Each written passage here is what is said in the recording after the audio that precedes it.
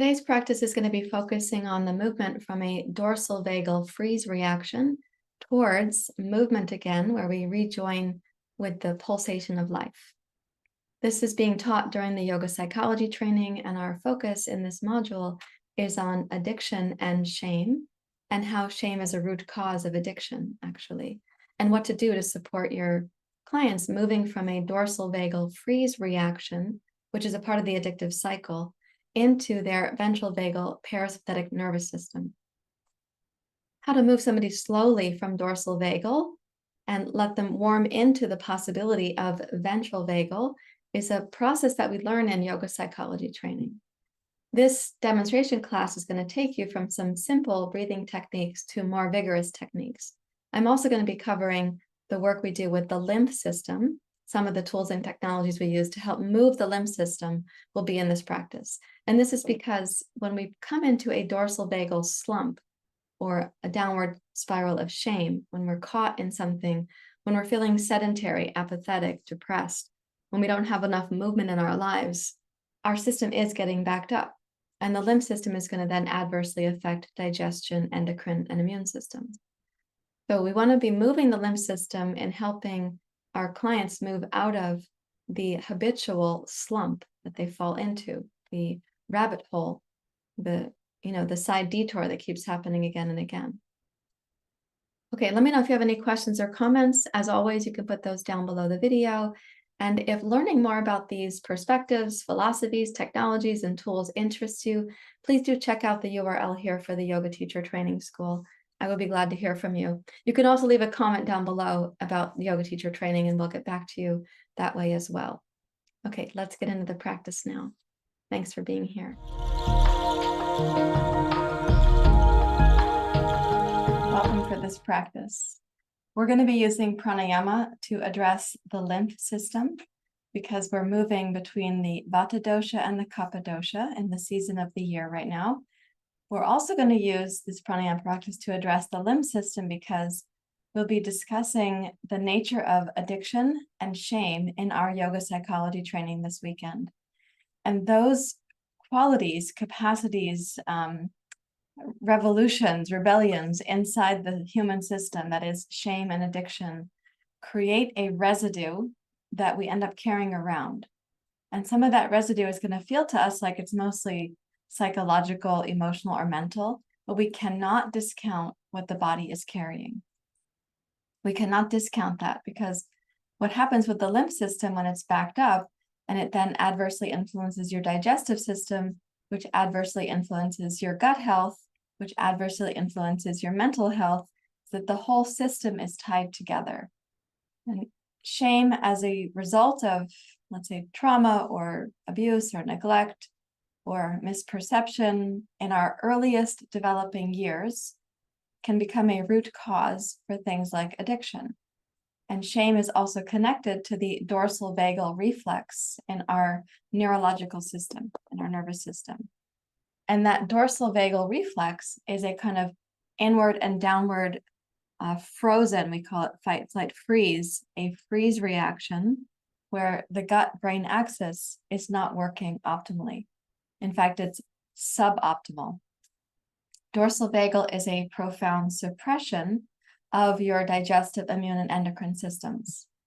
And so insofar as we might spend time in that dorsal vagal place, we can really end up with the lymph, digestive, and endocrine and immune systems being dysregulated. And then let's add to that we have difficulty in our daily life from their mental perspective, emotional experiences, feeling motivated. Perhaps our life becomes more dorsal vagal, more sedentary, and we don't have really healthy movement through the system. So a gentle way to begin getting some of that moving is using a pranayama practice. And that's what we're going to be doing this morning. So please take a comfortable seat. You can rest your hands in your lap and let your eyes close. Lengthen up through the crown of your skull and let yourself drop down into your hips and your pelvis.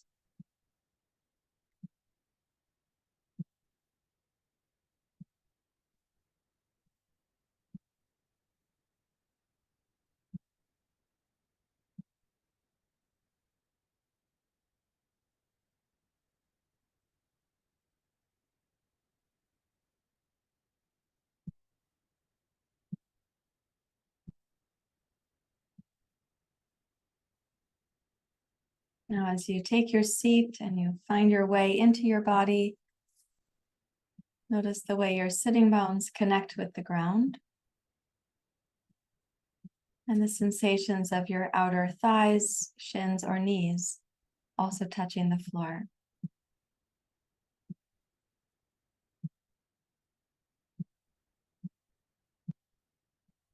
If they're not touching, of course, it's okay.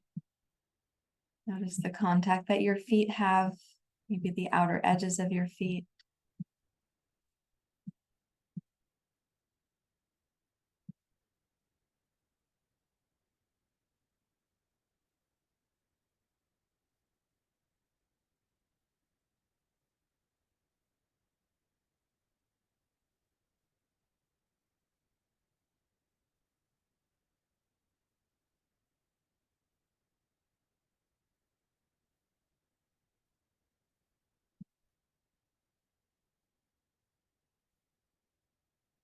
And as you're bringing awareness to those sensations, now let the breath connect you more deeply to those sensations so that your mind, your breath, and your body are all located in one connected place.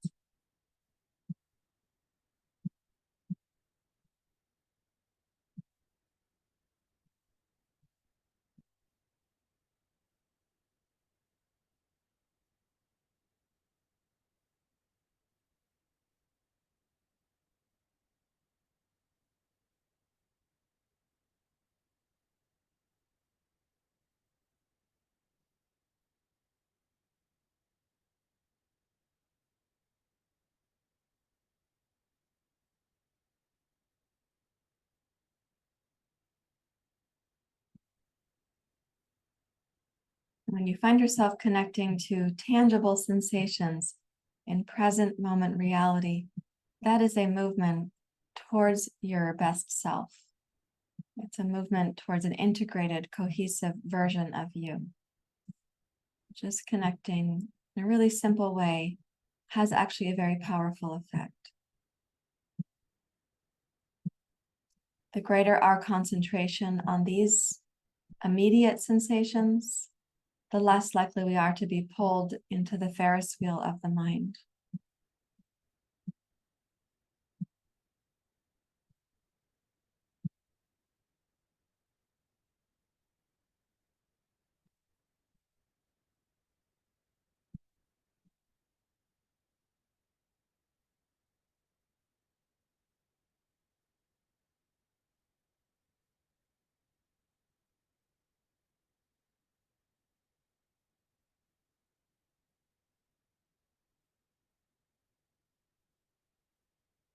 Now, while maintaining a sense of connection to the ground beneath you, begin to lengthen up through the spine and sense the space between each vertebrae, beginning in the lumbar spine. The very base of the spine is the tailbone, then you have your sacrum, and then next is the lumbar spine.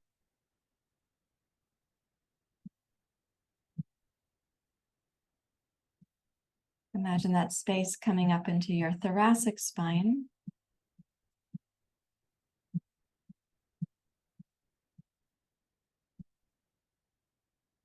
And then to your cervical spine. Lift the base of your skull and the crown of your skull.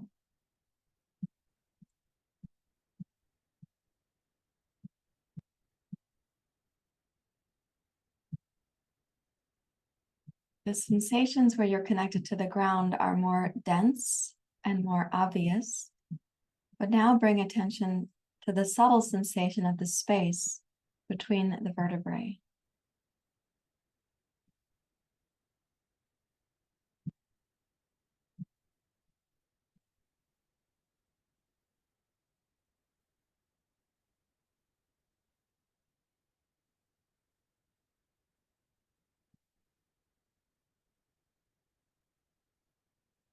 As you breathe into that sense of space, allow the inhale to get a little bit larger, more three-dimensional.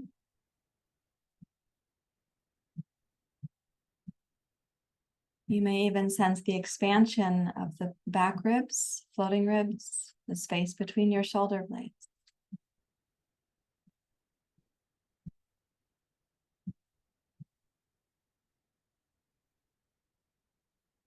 On the exhale, tone the deep inner belly and draw that tone up the front of your abdomen, a kind of inward and upward direction.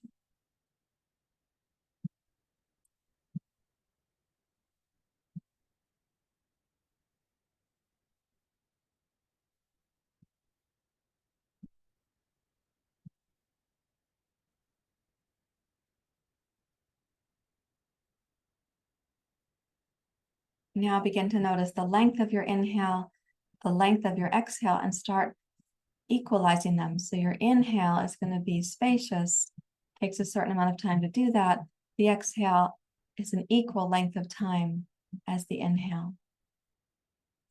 During the inhalation, you are kind of resetting this pumping action that your body has with an expansion. During the exhale, that pumping action is contraction.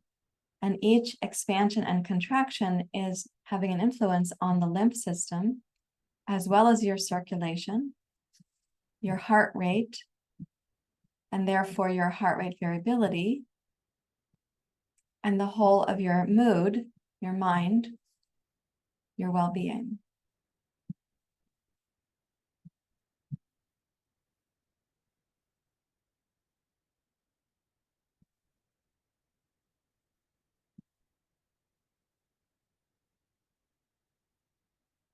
Now, of course, if we've been in a dorsal vagal or sedentary or downward spiral place, like with shame, it can feel very difficult to come back to just this simple breath. So acknowledge the courage it takes and do 3 more breath cycles. A simple inhale, bringing space into the body. Circumferentially, it's going to be the space between the vertebrae, the space in the back waist, the floating ribs, the shoulder blades, the heart. Simple exhale, toning the lower belly, moving upwards. So dorsal vagal is a downward pull, and these movements of the breath are requesting an upward lift. So it's a gentle and loving request of our system not to get stuck in that dorsal vagal place.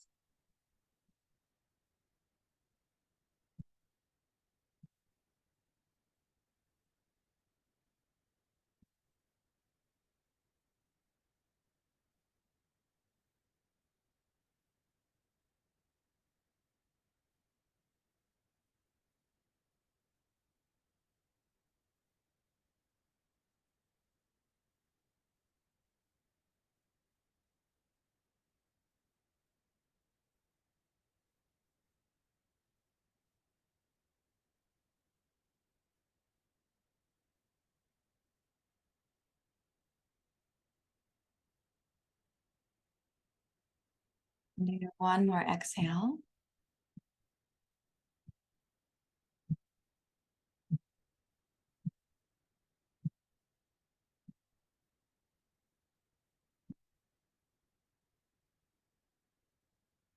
And then noticing the influence on that, relax the breath entirely and simply come into reflection to see what benefit, even simple or subtle, comes from that practice.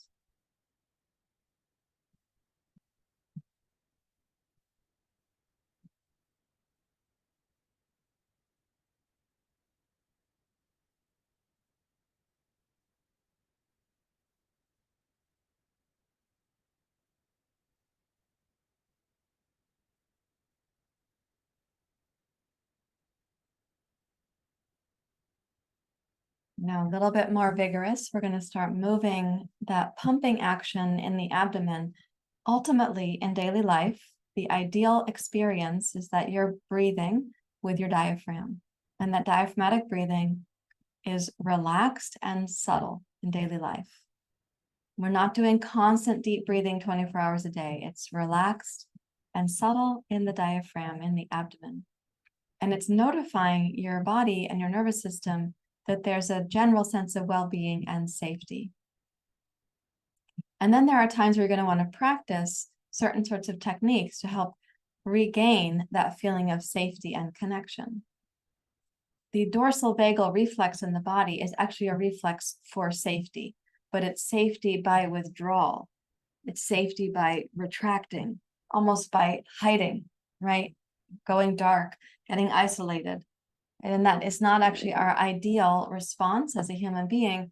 It would, rather than dorsal vagal, it would be a ventral vagal parasympathetic nervous system response, which has an upward and outward quality, a quality of reaching towards support or towards others, or even a quality of giving to others. It's a social engagement network. So we don't want to be stuck in that dorsal vagal place. And so we can resume breathing at an optimal, ideal way throughout the course of the day. And yet it's going to get interrupted from time to time. Stress, distraction, habit, reflexes, cravings, aversions, all these things. So a couple ways to reset that relaxed diaphragmatic pulsation. One is to do this kind of off-gassing practice that we're going to do right now. So it'll be a strong pumping of the lower abdomen. It's called Bastrika. We're going to pump the breath out through the mouth, mouth, mouth, mouth like that, but making the opening of the lips the size of like a straw so that you have to press the breath out forcefully. So this is the exhale. The inhale is spontaneous. It just comes in the absence of the exhale. So it goes like this.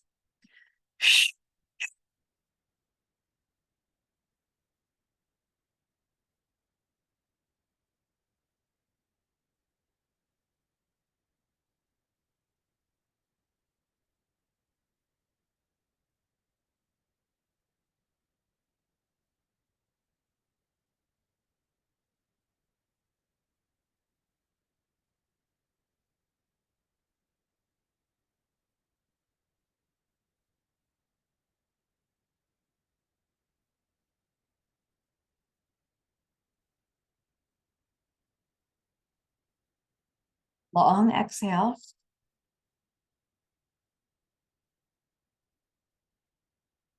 Inhale through the nose. Complete inhale, spacious inhale. Inhale up to suspension.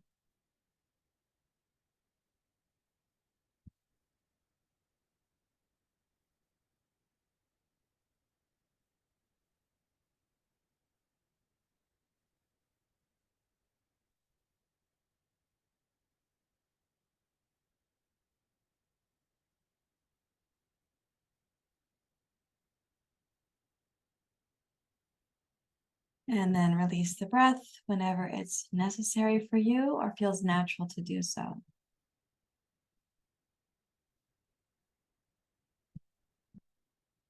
Now, deeply relax the lower abdomen. That can be hard if you've been in a downward spiral of dorsal vagal or shame. It can be hard to deeply relax the lower abdomen. See if you can allow for that, give that permission.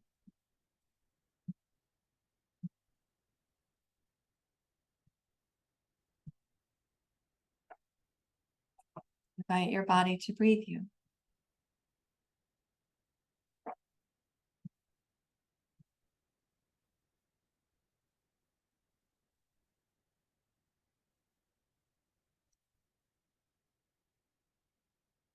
Now we're going to repeat that activity so you can get more familiar with it and feel the strength of your exhale, exhale, exhale at the pace that you're moving.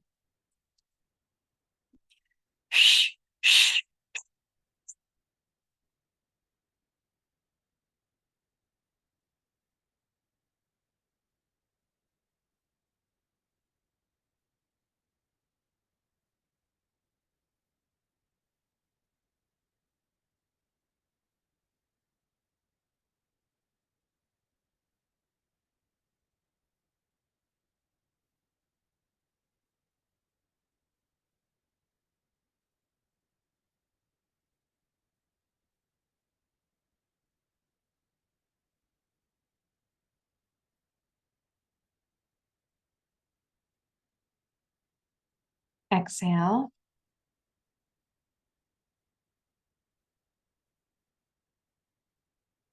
Inhale through the nose, up to suspension.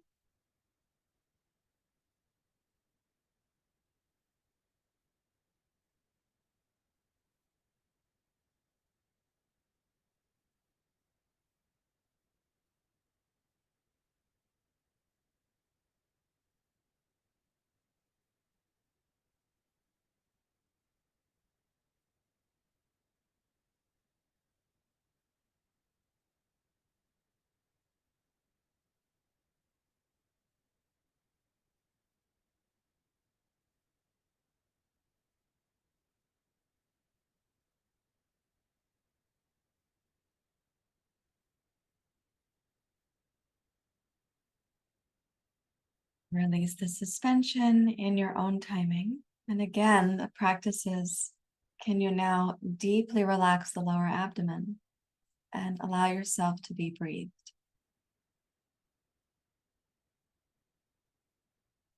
It is an act of surrender, whereas dorsal vagal is an experience of collapse. This is an act of graceful surrender.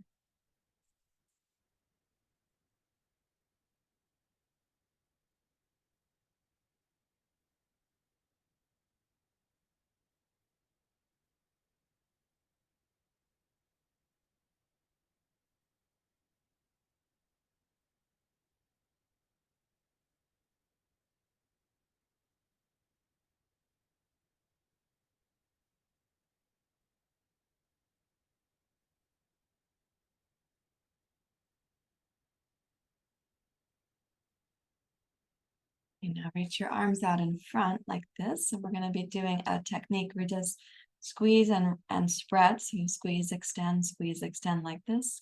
And also do that rhythmically. Your body is filled with various rhythms that orchestrate for your well-being. Circulation is one of them. Lymph is one of them. The breath, the heart rate, all these things, biorhythms, circadian rhythms.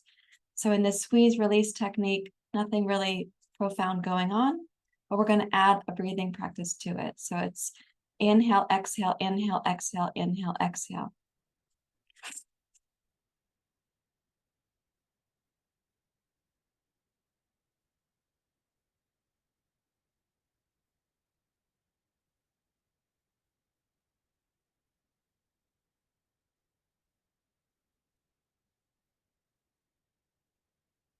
Five, four, three, two, one. Now inhale, raise the arms.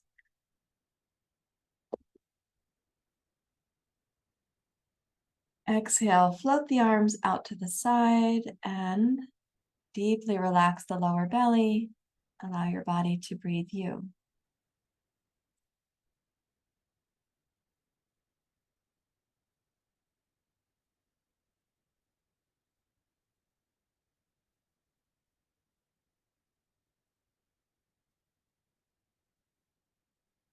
That's an intentional surrender again, the release of the lower belly. Allow the natural experience of being breathed to return.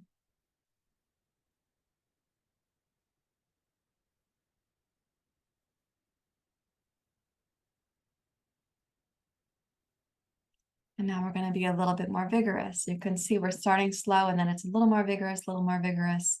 This is on purpose so that you can develop courage along the way. Right? So this one's going to be inhale, exhale, inhale, exhale, inhale, exhale. So cross and spread the fingers and change the cross as you're going, like this.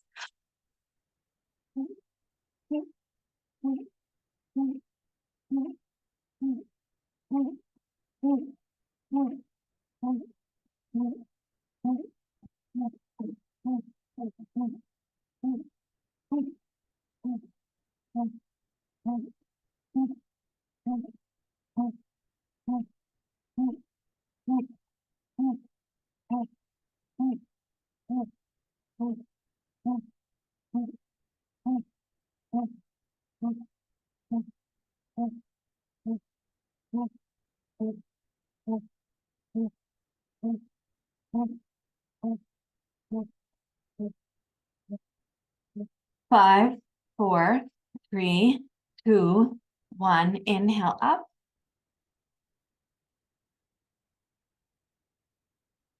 Exhale, release. Rest your hands in your lap. You may feel a little bit effervescent. Relax the arms and deeply relax the breath. Release any unnecessary tension in the lower belly.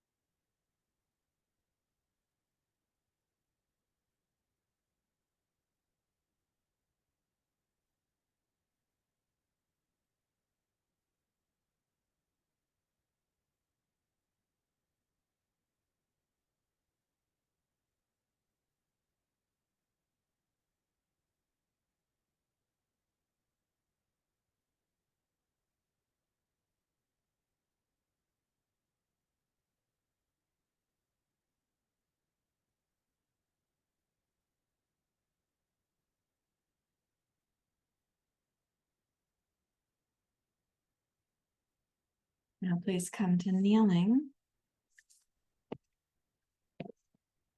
Of course, if you've been sitting in a chair, which is a totally appropriate thing to do when your body needs you to have that kind of support. If you've been sitting in a chair, now you're going to sit with two chairs, the one you're in and the one that's in front of you. Okay. So in this practice, we're going to start with some chapotment for the belly. We're going to include the side waist and then the back waist. And that's why when we bend forward, you'll want something to support your head. And that could be a second chair in front. It could be a block or two. It could be the floor. It could be a blanket. But begin by making two cups with your hands like this kind of shape. And then we're going to be tapping vigorously, moving down the abdomen. So we go upper, middle, lower, right? So your lymph system has specific exit pathways, and there's lymph in the groin. So we're sending this abdominal lymph down into the groin region. It's also a way of working down from what we can consider to be the dorsal vagal nerve fibers are down here in the lower spine, this region. Sympathetic nerve fibers are in the chest and heart and upper back region. And ventral vagal nerve fibers are in the throat, face, and head region. So social engagement, fight or flight, freeze, collapse, right? So we're going to be moving down to awaken that energy so we don't get stuck there. Awaken out of that energy is how I should say it. So make two cups like this.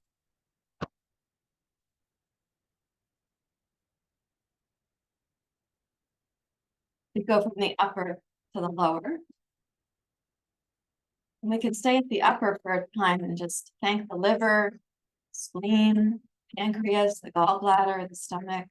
All of these organs experience that suppression when we are stuck in dorsal vagal. So right now we're going to the side of the waist, ask those organs to forgive us, to wake up. Then go to the mid-abdomen. The intestines, they also respond adversely to that dorsal vagal reflex. So do the front of the abdomen and also the sides. And then the lower belly.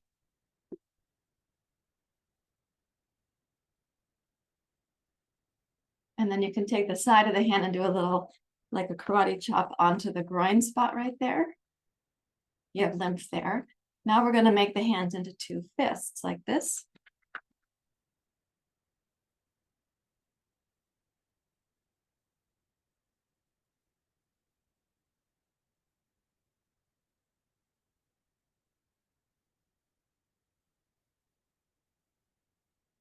And then come up to kneeling. We'll do the outer hips.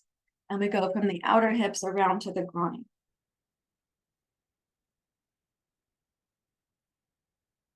And then pause. Okay, and notice how things are feeling. And if you can, again, deeply relax the lower abdomen. And I know that that could be challenging for a number of reasons. So we don't have to assess all those reasons right now. Let's see if we can grant permission for the deep inner belly to surrender. Allow your body to be breathed by this pulsation that we're reawakening it. We want your body to resume feeling breathed by life.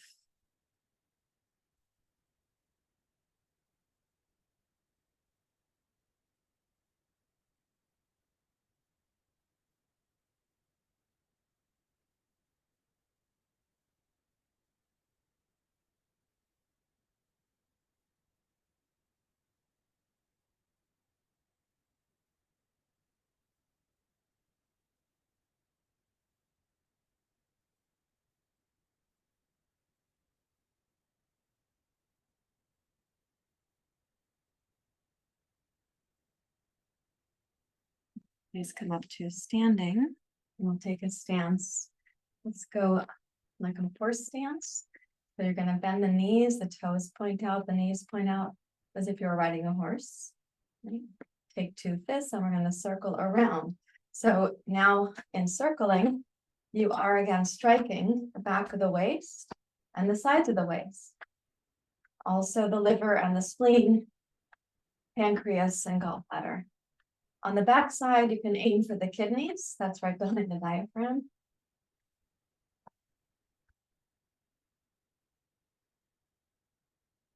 On the front side, you also could use a variation where you come up to the chest. So that's in the lung region.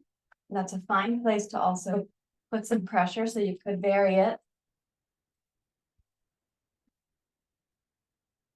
And you can just decide for yourself.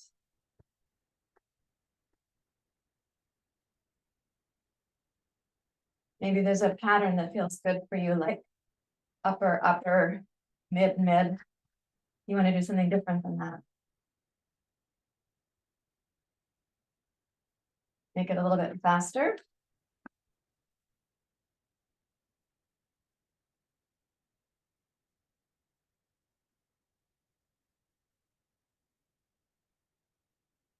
And now let the arms swing. And begin to make a very strong exhale with what we call pushing hands, like this.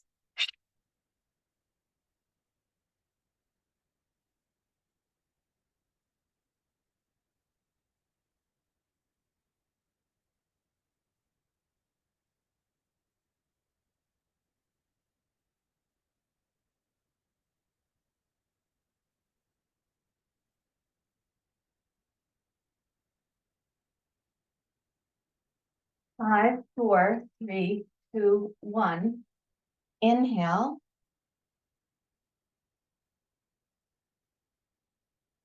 Make the feet parallel and exhale.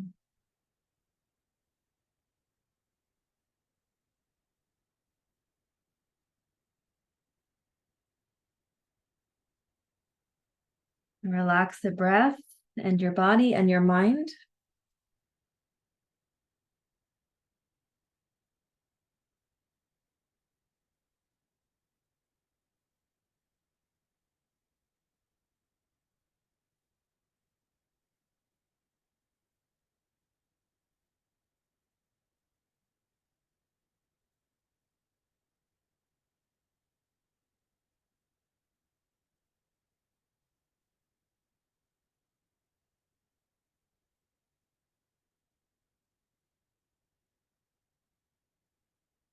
And now using your hands in two fists, you're going to go from the outer shins first, going from the ankle up to the knee.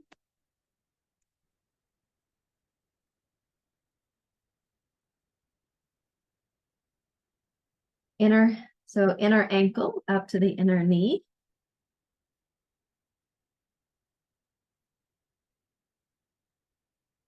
The back of the calves.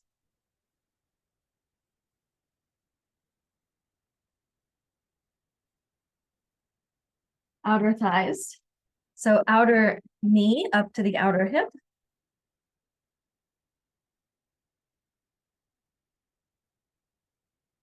Inner thighs.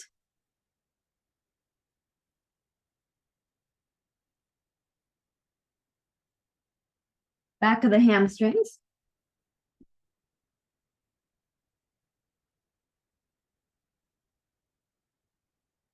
Inner thighs again.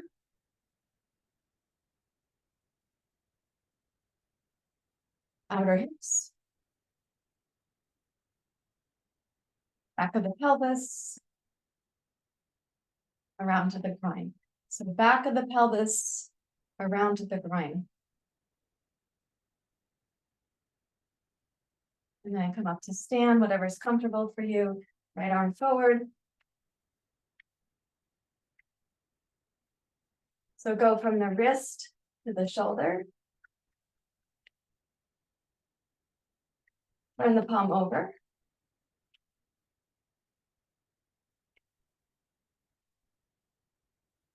The tricep to the armpit.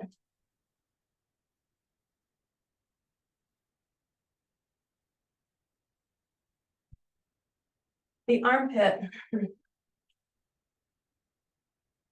Sternum to the armpit.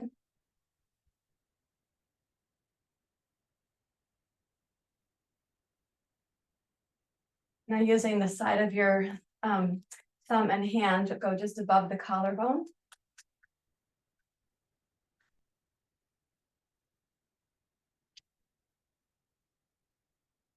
And then right behind the ear.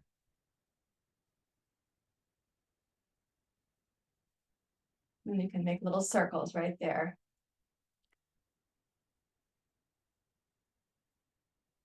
Other side.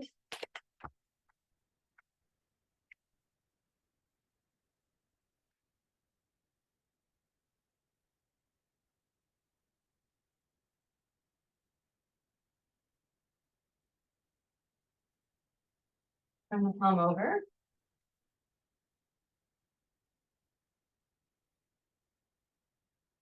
Tricep to the armpit.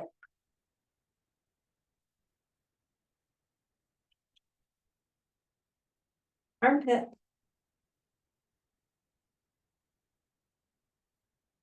Okay, sternum over to the armpit.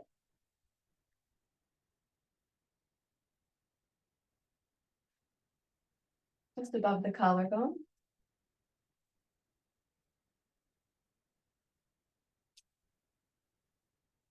Behind the ear. And little circles.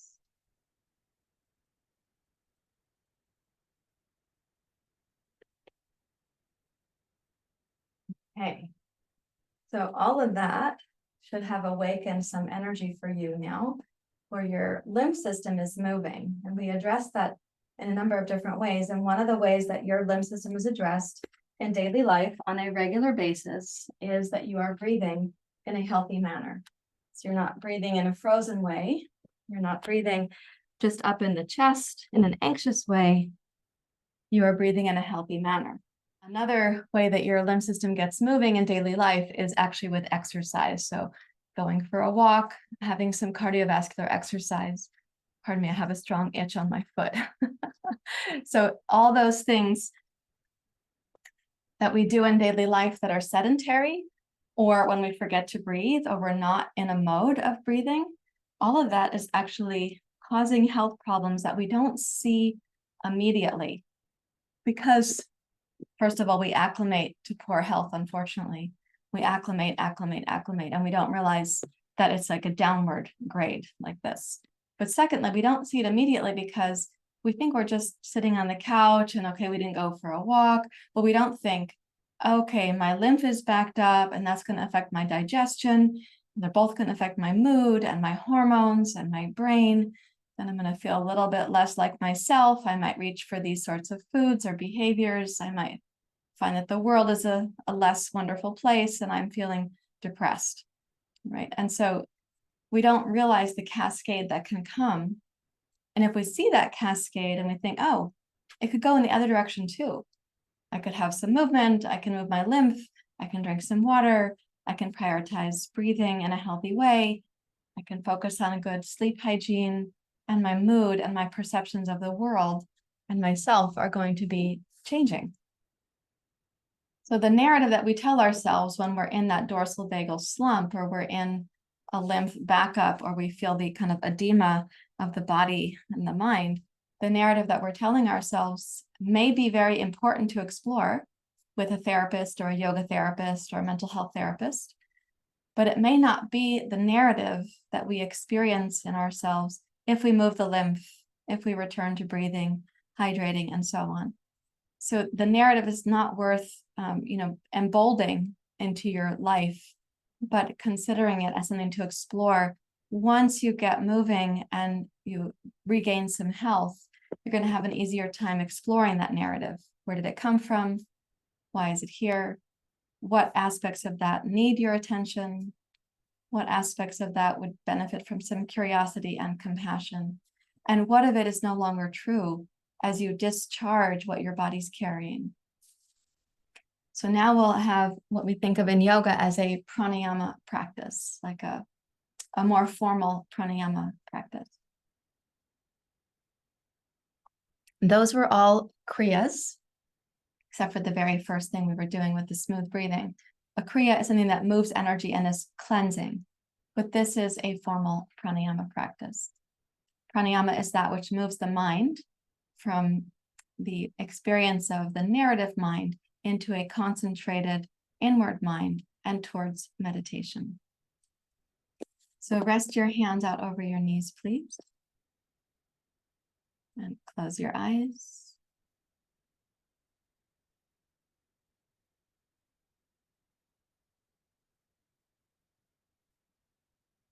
Notice the felt sense of being connected with yourself right now.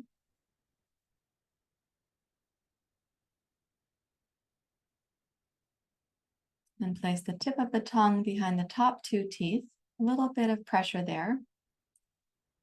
Let's make the back of the throat more hollow and start listening for a whispering sound in the breath.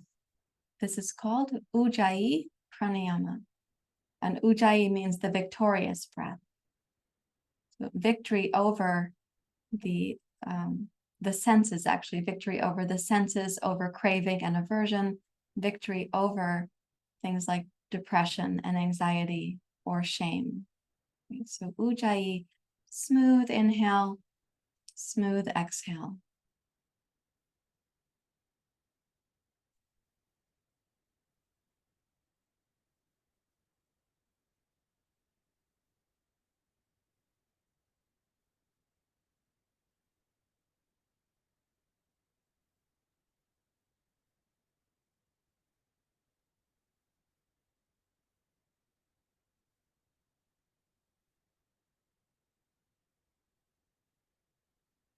Without undue pressure, without force, can you balance your inhale and your exhale? As you aim for that, many people have difficulty making the exhale length equal to their inhale length. So if you want to balance out the exhale length, focus on the first portion of the exhale, not the later portion of the exhale.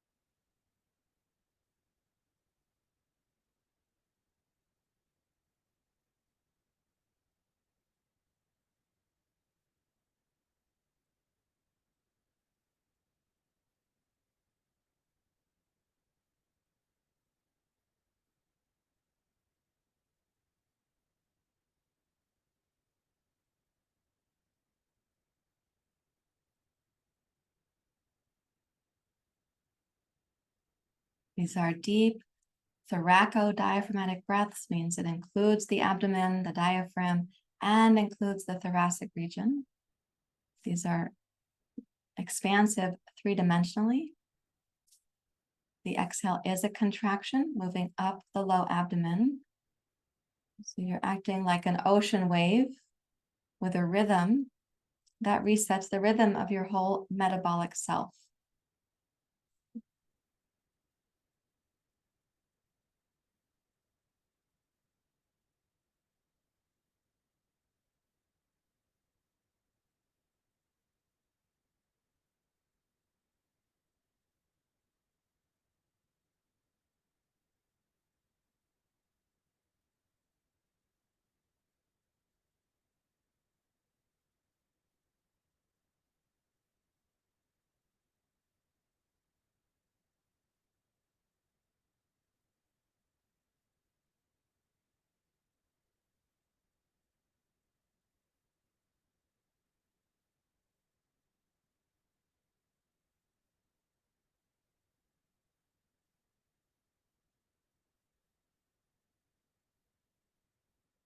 At the end of your next exhale, relax the breath.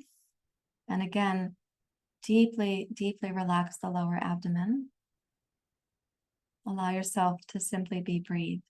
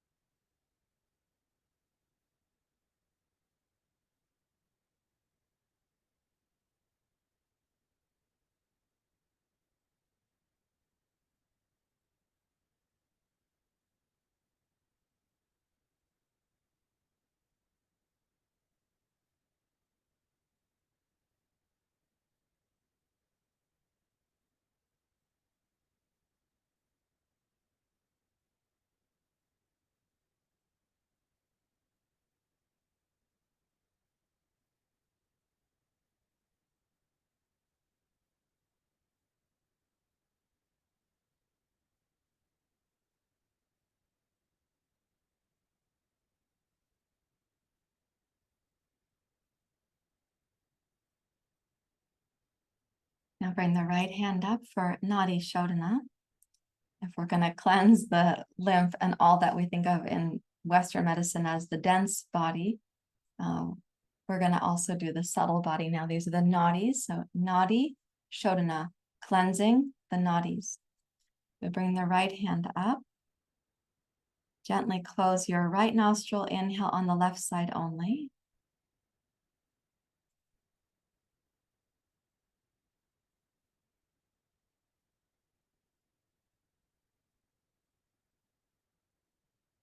Close the left. Exhale right nostril, of course, at your pace.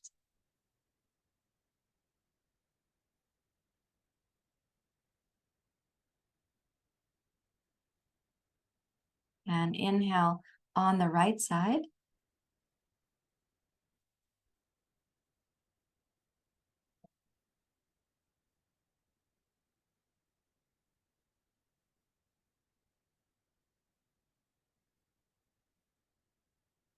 And exhale left side. And so you go back and forth between the two nostrils, changing the sides after the inhalation. Again, balance your inhale with your exhale. But this time, do not use Ujjayi breathing. Simply use the closure of one nostril at a time to regulate the pace of the breath.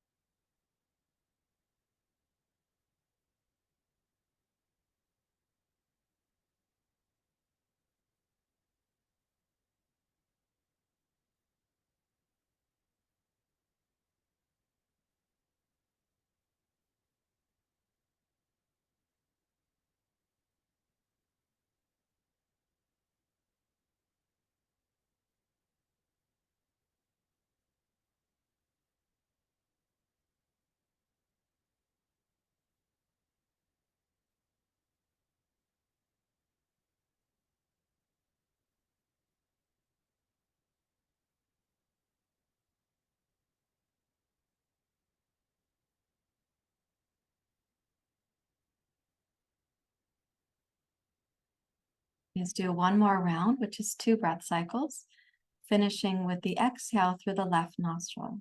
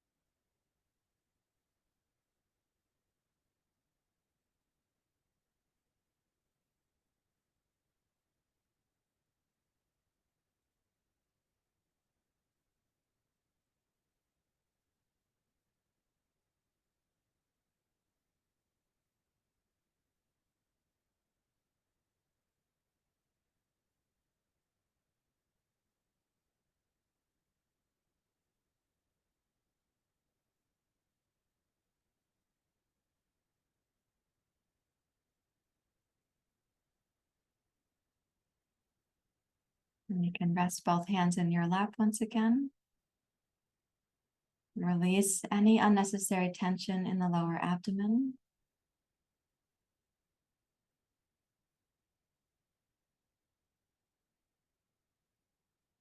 Invite your mind to be quiet.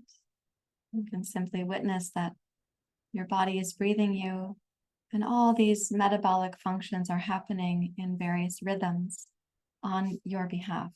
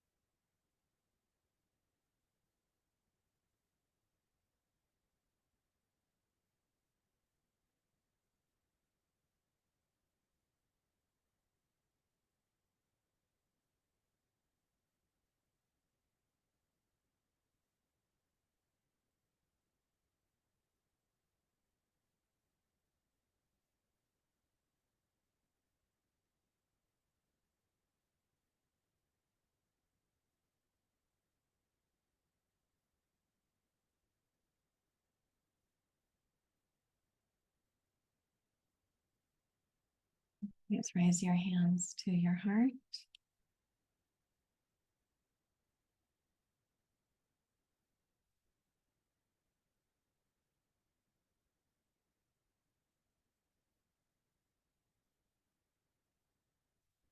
Thank you for having the courage and for sharing your practice in this way.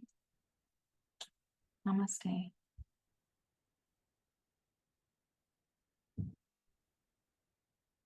And sometimes it can be difficult to know what to do next if you have been in a state of that dorsal vagal kind of undertow.